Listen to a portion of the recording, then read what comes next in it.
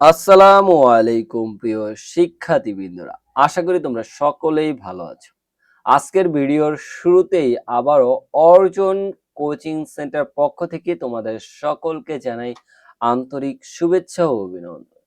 আজকের ভিডিওতে আমি তোমাদের সাথে আলোচনা করব এসএসসি ও সমমান পরীক্ষা 2026 এর শিক্ষার্থীদের জন্য শিক্ষা বোর্ড কর্তৃক গুরুত্বপূর্ণ নির্দেশনাবলী নিয়ে। দেখো আমাদের স্লাইডের প্রথমে কি দেওয়া আছে, জরুরি বিজ্ঞপ্তি কাদের জন্য? এসএসসি ও সমান পরীক্ষার্থী 2026 শিক্ষার্থীদের জন্য। আজকে আমি যে বিষয়টা নিয়ে আলোচনা করব, পরীক্ষার সময়সূচি ও গুরুত্বপূর্ণ নির্দেশনাবলী। এখানে দেখো প্রথমেই এখানে বলা আছে 2026 সালের এসএসসি ও সমান পরীক্ষা আগামী 21 এপ্রিল 2026 থেকে শুরু হতে যাচ্ছে, যা তোমরা ইতিমধ্যে জানো।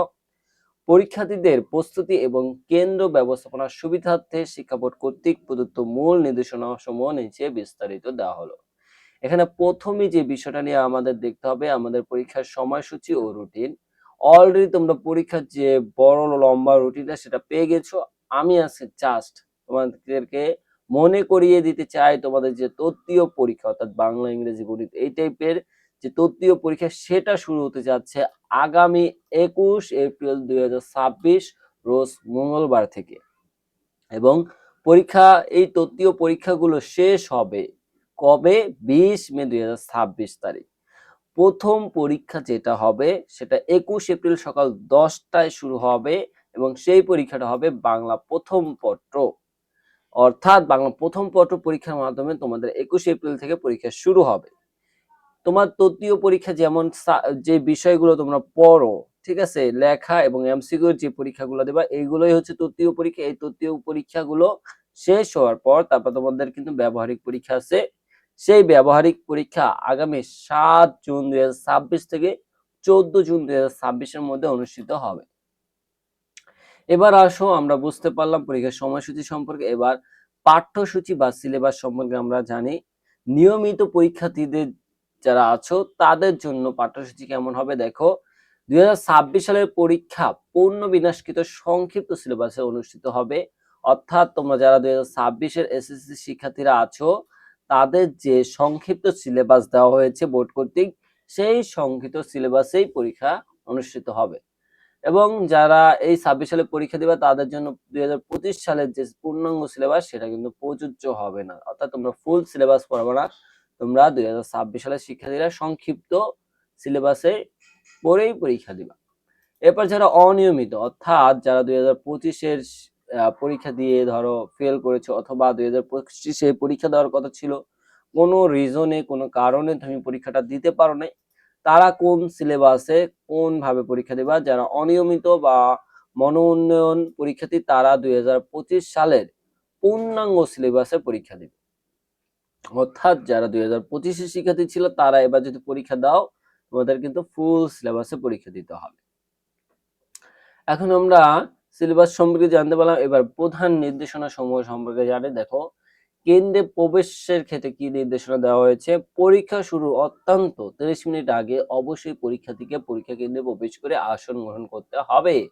অর্থাৎ তোমাদের পরীক্ষা যেহেতু 10টায় শুরু, তুমি যেই পরীক্ষা কেন্দ্রে পরীক্ষা দাও না কেন, তোমার অবশ্যই 9:30টার মধ্যে পরীক্ষা কেন্দ্রে অবস্থিত থাকতে হবে, অবস্থান করতে হবে। কয়টায়? 9:30টার মধ্যে। এখন ধরো তোমার বাসা যদি বেশি দূর হয়, তুমি হাতে যথেষ্ট সময় নিয়ে বের হবা যাতে তুমি 9:30টার মধ্যে কেন্দ্রে প্রবেশ করতে পারো। পরীক্ষা পদ্ধতি কেমন হবে? প্রথমে বহু নির্বাচনী অথবা এমসিকিউ পরীক্ষা হবে, এবং পরে সৃজনশীল বা তত্ত্বীয়। সৃজনশীলের সাথে যে সংক্ষিপ্ত মানে লেখার যে বিষয়গুলো, লেখালেখির যে বিষয়গুলো, সেই বিষয়ে পরীক্ষা অনুষ্ঠিত হবে। উভয় পরীক্ষার মাঝে কোনো বিরতি থাকবে না। অর্থাৎ এমসিকিউর পরে যে বিরতি দেবে এমন কোনো বিষয় নেই। তোমার এমসিকিউর পর পরই আবার হচ্ছে লিখিত পরীক্ষা শুরু হবে। এরপরে হচ্ছে ও এম আর শিট, ঠিক আছে। উত্তরপত্রের রোল নম্বর, রেজিস্ট্রেশন নম্বর ও বিষয় কোড সঠিকভাবে বৃত্ত ভরাট করতে হবে। অর্থাৎ তোমাদের যেখানে অ্যান্সার করবা, তোমরা যেই খাতা লিখবা সেটার উপরে একটা OMR শিট দেওয়া থাকবে। সেই শিটের উপরে তোমাদের কিছু ঘরের মতো থাকবে আর উপরে সংখ্যার মতো থাকবে। সেখানে তোমার রোল নম্বর, রেজিস্ট্রেশন নম্বর, বিষয় কোড সঠিকভাবে বিহিত ভরাট করতে হবে। কোনো কাটাকাটি করা যাবে না, ওভারশিট ভাঁজ করা যাবে না। এই কাটাকাটি অথবা ভাঁজ করলে হয়তো তুমি ঠিকভাবে পরীক্ষা দিবা, কিন্তু তোমার রেজাল্ট আসতে বা পরীক্ষার ফলাফল পেতে তোমার অসুবিধা হতে পারে।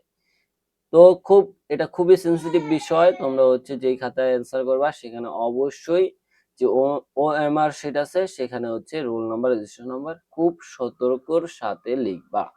এরপর হচ্ছে নম্বর বিভাজন, NCTP কর্তৃক নির্ধারিত নম্বর বিভাজন ও মানবন্টন অনুযায়ী পরীক্ষা হবে। অর্থাৎ 2026 সালের সিলেবাস অনুযায়ী যেভাবে মান বন্টন করা হয়েছে সেইভাবেই 2026 সালের শিক্ষার্থীদের জন্য 2026 সালে পরীক্ষা অনুষ্ঠিত হবে। আবার 2026 সালের আগের যারা শিক্ষার্থী আছো তাদের যেমন মান বন্টন ছিল, পূর্ণাঙ্গ সিলেবাসে যেমন মান বন্টন ছিল, সেম ভাবে তাদের পরীক্ষা হবে। ফরম পূরণ, ঢাকা শিক্ষা বোর্ডের ওয়েবসাইট থেকে প্রকাশিত বিজ্ঞপ্তি অনুযায়ী নির্দিষ্ট সময়ের মধ্যে ফরম পূরণ করতে হবে। অর্থাৎ তোমরা যারা এখনো ফর্ম পূরণ করেনি, তোমাদের যে লাস্ট ডেট ফর্ম পূরণের সেই লাস্ট ডেটের আগেই তোমরা হচ্ছে ফর্ম পূরণ করে নেবে। এরপরে হচ্ছে লাস্ট যে সতর্কতা, বিশেষ সতর্কতা, পরীক্ষা প্রতিদিন সকাল 10টায় শুরু হবে। মাথায় রেখো, পরীক্ষা কিন্তু শুরু হবে সকাল 10টায়। তার মানে তোমার অবশ্যই 9:30টায় পরীক্ষা কেন্দ্রে থাকতে হবে। তুমি 9:30টায় বাসা থেকে বের হয়েও না, তোমার পরীক্ষার কেন্দ্রেই থাকতে হবে 9:30টায়। তাহলে তোমার অবশ্যই, ধরো তোমার বাসা থেকে যদি পরীক্ষা কেন্দ্রে আধা ঘন্টা যেতে লাগে, তাহলে তুমি 9টায় ঘর থেকে বের হবা। 1 ঘন্টা লাগবে, তুমি 8:30টায় ঘর থেকে বের হবা। 1.5 ঘন্টা লাগবে, তুমি 8টায় ঘর থেকে বের হবা। অবশ্যই তুমি পর্যাপ্ত সময় নিয়ে ঘর থেকে বের হবা। এরপর হচ্ছে প্রবেশপত্র ও প্রয়োজনীয় শিক্ষা উপকরণ সাথে রাখতে হবে। তোমাদের যে স্কুল থেকে অ্যাডমিট কার্ড দিবে, প্রতিটা পরীক্ষা দেওয়ার সময় ওই প্রবেশপত্র তোমাদের সাথে নিয়ে যাবা। এবং প্রয়োজনীয় শিক্ষা উপকরণ কি, যেমন কলম, পেন্সিল, স্কেল, রাবার, ঠিক আছে, ক্যালকুলেটর, এইগুলো অবশ্যই তোমরা সাথে নিয়ে যাবা। এরপর কি বলেছে, পরীক্ষা চলাকালীন কোনো প্রকার অবৈধ সরঞ্জাম, ইলেকট্রনিক ডিভাইস সাথে রাখা সম্পূর্ণ নিষেধ। অবৈধ কি, যেমন ইলেকট্রনিক ওয়াচ এবং মোবাইল ফোন, তারপর হচ্ছে ইয়ারফোন, এই সব ইলেকট্রনিক ডিভাইস যেটা হচ্ছে পরীক্ষার জন্য বৈধ না, সেই সকল ডিভাইস তোমরা নিতে পারবে না, কারণ সেটা পরীক্ষা হলে সম্পূর্ণ নিষেধ। এই এই যে নির্দেশনাগুলি, এইগুলো দেওয়া হয়েছে শিক্ষা বোর্ড বাংলাদেশ কর্তৃক। তো আর আমরা তোমাদের এই বিষয়টাই জানালাম অর্জন কোচিং সেন্টারের পক্ষ থেকে। সবাই ভালো থাকবে, সুস্থ থাকবে, সুন্দরভাবে পরীক্ষার প্রস্তুতি নাও, ঠান্ডা মাথায় সকল পরীক্ষা দাও, আল্লাহর কাছে দোয়া করো যাতে পরীক্ষাগুলো ভালো হয়। আমরা সকল শিক্ষকরা তোমাদের জন্য দোয়া করি। তোমরা শুধু পড়ো, চেষ্টা করো এবং সঠিকভাবে তোমার সৃষ্টিকর্তার কাছে প্রার্থনা করে পরীক্ষা দাও। ইনশাল্লাহ তোমরা ভালো কিছু করতে থাকবে। সবাই ভালো থাকবে, সুস্থ থাকবে। আসসালামু আলাইকুম।